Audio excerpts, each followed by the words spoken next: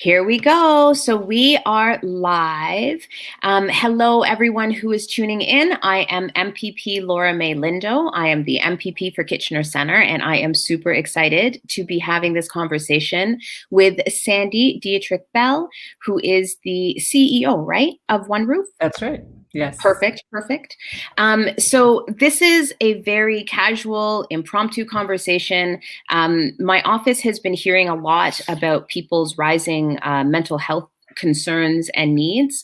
And just the other day, you and I were in this panel when I did this housing rally, right? That's right. And one of the things that was so interesting was that we focus so much on youth when it comes to traditional mainstream things. We want to know that they're at school. We want to know when they're in high school that they have access to jobs, etc. And during the pandemic, it's like we haven't spent any time to check in with them. So I wanted to invite you to come and join me in conversation and just sort of talk to me about what your concerns are. What are you hearing? What we need to be doing better. But before we do that, let me begin by saying, very quickly, we are hosting this. I'm in Kitchener in my house. This land has been held down, cared for, loved, and stewarded by the Haudenosaunee, the Anishinaabe, and the neutral people. Elders have often taught me in a land acknowledgement that you acknowledge the land, but most importantly, you connect it to the conversation you're about to have.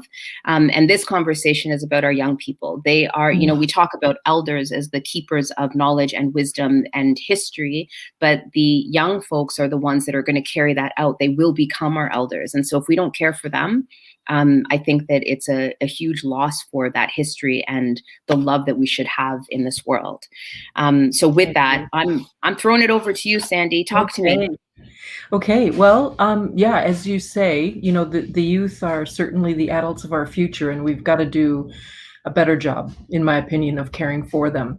The population that I deal with specifically are the unhoused, homeless, many of them coming to us with horrendous traumatic things that have led them to the street, horrible things that they've endured and continue to have to deal with in order to survive. And so, what I'm seeing, and I've been doing this work 20 years now, and 15 of them at oneRoof. And what I've seen over that time is a real increase in the mental health, the concurrent disorder, mental health, and substance abuse.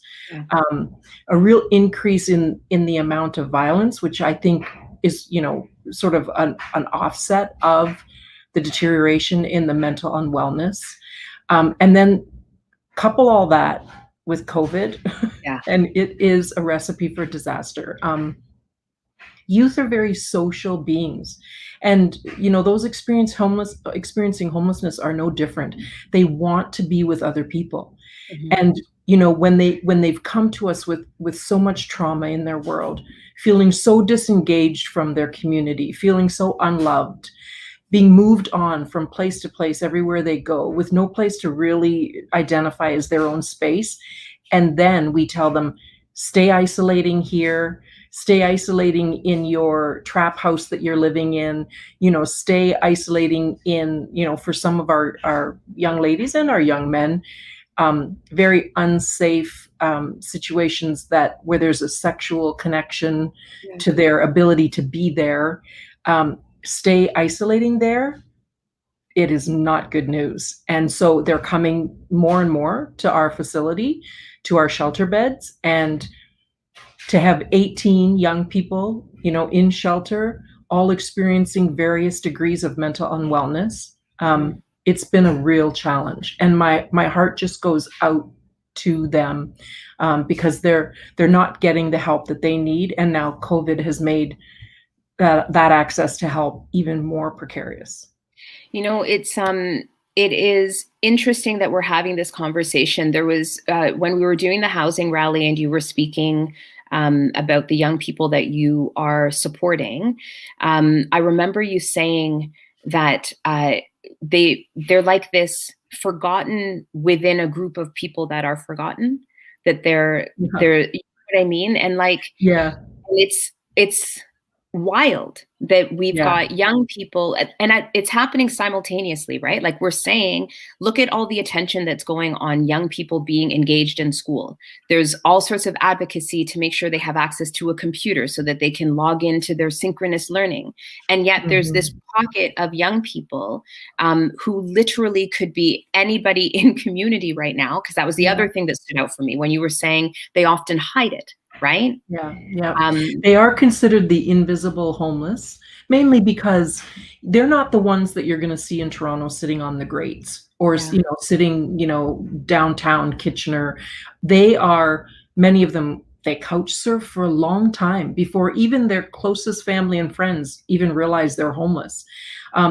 We've had teachers contact us, and their student has been homeless for months and they had no idea because they just go from friend to friend staying on a couch, and it just seems like a normal, oh, I'm having a sleepover, whatever. But when it's prolonged, it is because of homelessness. And then the ones that come into our shelter, they're the ones that, they've been on the street now. There's, the weather's cold, so they want more and more to come indoors, and they themselves are recognizing how mentally unwell they are and that they yeah. need help. They need some structure and safety and security, even in the confines of our building, to Mhm. feel safe. And they know that they're not getting the help that they need, and so they're coming to us looking for that. And COVID has made it so difficult for us to get them the mental health help that they need, or the substance abuse help that they need. I'm not sure if I mentioned in the other conversation that when I first started at oneRoof 15 years ago, we might have 2 overdoses a year that Mhm. we dealt with. Now we're experiencing anywhere from 3 to 5 a week. Holy moly. And so the mental strain on my staff, who are also in the definition of young people, considered to be youth in this community, many of my staff are in their early mid-20s. It's really taking a toll on their mental wellness as well, to see the struggles that our folks are going through, and feeling like, there's our hands are tied because so much is closed up because of COVID, and so many resources are lacking. And even pre-COVID, wait Yeah. lists are so long. And when a youth says, I need help, you need to get them that help immediately. You can't Yep. say, well, let me put you on a 1 year wait list. That Oh, is not yeah. going to fly. So, I mean, our system's broken. I keep saying it. Our system is broken. We need to have immediate access when the desire is there. We need to have an abundance of resources that suits, a whole different perspective in terms of what folks are looking for. Mhm. They need to have option and choice, and we don't have any of that. Um, yeah, Yeah. so You know it's what? frightening. There I often think about the weight of the secrets that these young people are holding, right? Like whether Mhm. it's the addiction, whether it's their housing situation, all of this. So they're holding that weight already, which we know if you do any kind of research into trauma, the impact of that and the long-term Yeah. impact of that, right? But then you add the fact that sometimes I wonder if the system is actually created to maintain this. Because oftentimes for young people, the solution from on high is to have other youth counsel these youth. So then you end up in the system where you're putting all of this pressure to fix some of the biggest problems on young people. Like we see that on university and college campuses. You see Mhm. that in high schools where like we're going to talk about racism, or we're going to talk about poverty, or we're going to talk about food insecurity, and you put it on a group of young people, right, to carry the Yeah, weight of that yeah. conversation. Are you, does that resonate with you, or am It I does just, resonate. No, it resonates with me, and that weight is compounded by their life circumstance. So they are homeless. They don't have people. The people in their lives that were supposed to love them have abandoned them. So they're feeling already disengaged and unloved, uncared for. They are mentally unwell, and they're surrounded by other people who are mentally unwell, yeah, and all at various degrees and at various times. And then there's the introduction of substances, which is so prevalent and easy to come by. And so a lot self-medicate, and then they over-medicate Mhm. because they just want to escape this sort of hamster wheel system that we have that they don't ever feel like they can get off of. And then when they finally are ready and they put up their hand and say, "Yeah, I'm done with this. I need help," then there's more barriers, more doors are closed because wait lists are so long and we can't get them into the resources. And then they cycle back into unwellness again. And they carry with them not only the weight of the trauma that they experience, but also the weight of seeing their friends die, Mhm. seeing their friends hurting and not being able to help, and Yeah. wondering, am I next? Really feeling the disconnect from a community that, you know, is supposed to be embracing them and welcome them, instead is shunning them, Yeah. and being daily fraught with, comments about just get a job and, why don't you go back to school? And I mean, honestly, folks who are working through life on the street, the last thing they can think about is their English essay. Yeah. Yep. And how does a young person who has never had the benefit of a mom and dad that got them a summer job, never stayed in school long enough to, you know, be have the advantages of a co-op placement, how are they supposed to get work? And on Yeah. top of that, they're dealing with their mental unwellness. Yep. So it's defeatist. Yep. And you're right in saying that we have a system that adds to that defeat. It doesn't lift them up, it pushes them down even more so. Um, so sorry about that. That's okay. My 6-year-old is here. He's finished school, and so slowly but surely, he just gets more comfortable. Well, Um, so he should. It's your home. it's the whole. So listen, Sandy, I want to just say, from my vantage point as the MPP, thank you. Like, sincerely, thank you for using every tool that you have at your disposal to try and care for folks that the broader community seems to want to forget. And I want you to know that in my office, you've got an ally to help with the advocacy, right?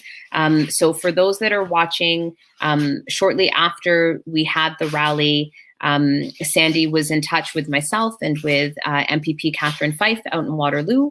And so we're going to try our best to do some advocacy to help with the expansion of the spaces that you have.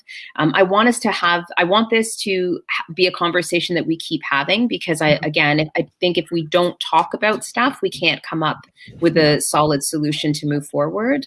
And I don't know if it is possible to do this, but if you can tell the young people that you are working with at oneRoof that we are here and that we see them and that we love them and that we are going to do everything that we can to try and make a change in the system, as much as COVID has been problematic and heavy and all of that, there's this weird opportunity for us to rebuild in a better way, like to recenter different people. And I want these young people to be the center of this discussion, because if we provide them with the care, love, and compassion that they deserve, we can build a better community, you know? And we definitely try to send that message. We let them know, that folks donate to us. Even amidst COVID, they're donating to us because we want them, for as many negative people in their lives, we want them to see that there's twice as many positive people wanting to contribute. And, so we'll definitely send that message. The one thing that I'd like to really drive home is, and I appreciate your advocacy and Catherine's advocacy, we really need supportive housing for these folks so Yeah. that they have their own space. They have no place to be. And so when a young person has no place to be, they'll be where they shouldn't. Yeah. And so, when people complain about trespassing and loitering and such, well, if you have nowhere to go, Yeah. the solution is supportive housing so they have their own space. And I think, I know our time is coming to an end. So the one thing that I'd like to leave with folks is, if you think this doesn't touch you, you're wrong. Because as much as we're focusing on the youth that I work with that, are experiencing homelessness and the deterioration of their mental health, look at the young people around you, even their housed peers. Mental health and mental illness is so prevalent. We're seeing it in so many families, including my own, Yeah. where I have my own young adult children that are struggling. And so don't think that you're immune, because Yep. it will touch every household. And so, you know, we've got to start with our young people where their cognitive development is still under development.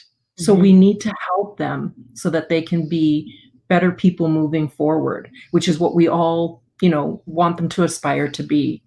We have to start now. We can't wait anymore. Beautiful. Thank you, Sandy, so much for joining me. Thank you to everybody who tuned in and is Thanks for listening. having me. Yeah, and listen, if anybody out there wants to help us with this advocacy, reach out to my office.